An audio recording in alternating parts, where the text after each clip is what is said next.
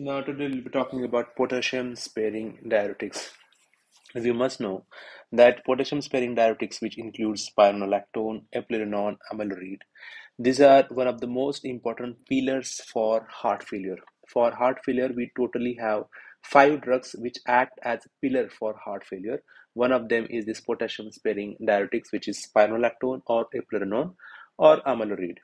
Now, one of the most commonly used is spironolactone because it is a very old drug, and almost all over the world it is used. Eplerenone is compared to more of a sophisticated drug with lesser side effects. So, eplerenone is also very commonly used instead of spironolactone.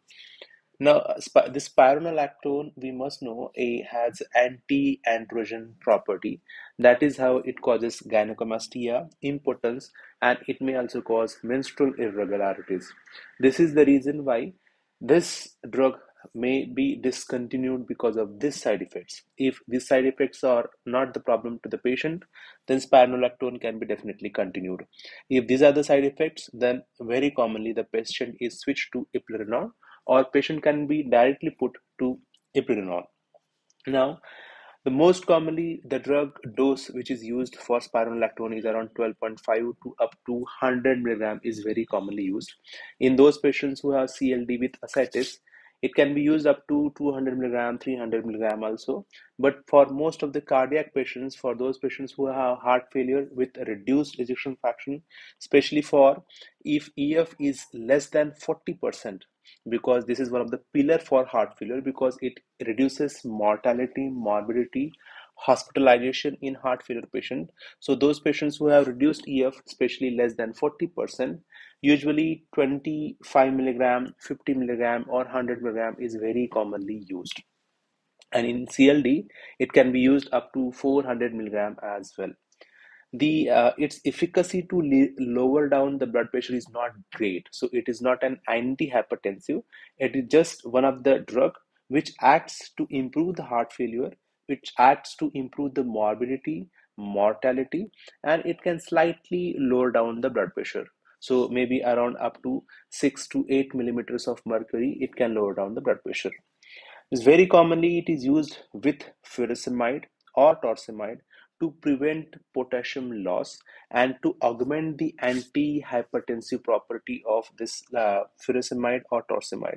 So very commonly those patients who have persistent low potassium level less than 3.5 milli equivalent, suppose if it is 2.8, 3, 3.2, then in such cases this lasix or torsemide is added up with spironolactone so that the potassium can be increased to the normal range. So whenever there is low potassium and if the patient is only on this furosemide, lasix, torsemide, ditor, then the tablet can be converted into lacilactone or ditor plus, that is furosemide plus spironolactone, to increase the potassium level to normal and to increase or to augment the antihypertensive property to achieve a better blood pressure control of this furosemide or torsemide. Now, where it is contraindicated, we know it can increase serum potassium. And if it is more than 5.5, patients may land up in the one of the complications of hyperkalemia, where patient may have ventricular tachycardia, ventricular fibrillation, cardiac systole or sine wave, and patient can have sudden cardiac death. So, if serum potassium is more than 5.5, then it has to be very much cautious, and we usually don't start lacilactone. We don't start aldactone, that is spironolactone or eplerenone. In that case, we should wait for the correction of the potassium. We should see whether there is underlying kidney failure or not. Once that problem is settled, then only this spironolactone or eplerenone or amiloride can be started. So, in acute kidney failure or in CKD patients with acute renal failure, such patients may have very high risk of sudden rise of potassium. That time, because of the hyperkalemia, patient may die suddenly. So, in those patients, spironolactone should not be given. For a very short revision, if potassium is between 6 to 7, then what we get is tall T waves, which are tented and peaking. When the potassium is between 7 to 8, we have P wave which get lost. There is loss of P wave and the QRS gets widened up. and the potassium is more than 8 to 10. If it is between 8 to 10, patient can have VT, VFib, or asystole, that is not contracting heart at any point of time. And more than 9, patient can have sine wave where actually heart won't be pumping at all, and patient may die at any point of time.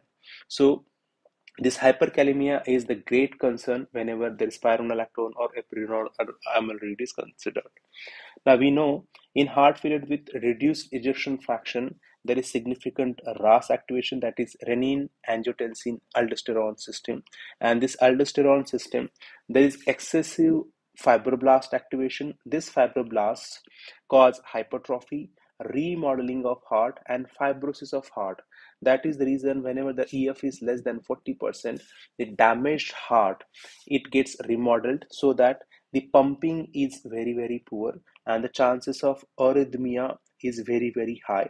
And this damaged heart keep on getting damaged, where the compliance of the heart gets much, much poorer.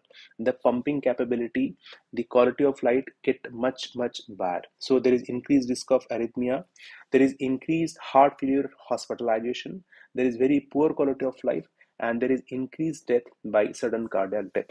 So everything of this can be definitely improved by this spironolactone or eplerenone. So it is called one of the pillar for the heart failure. Other pillars I'll discuss in other video. So this was all about this spironolactone, eplerenone, and amyloid. Thank you.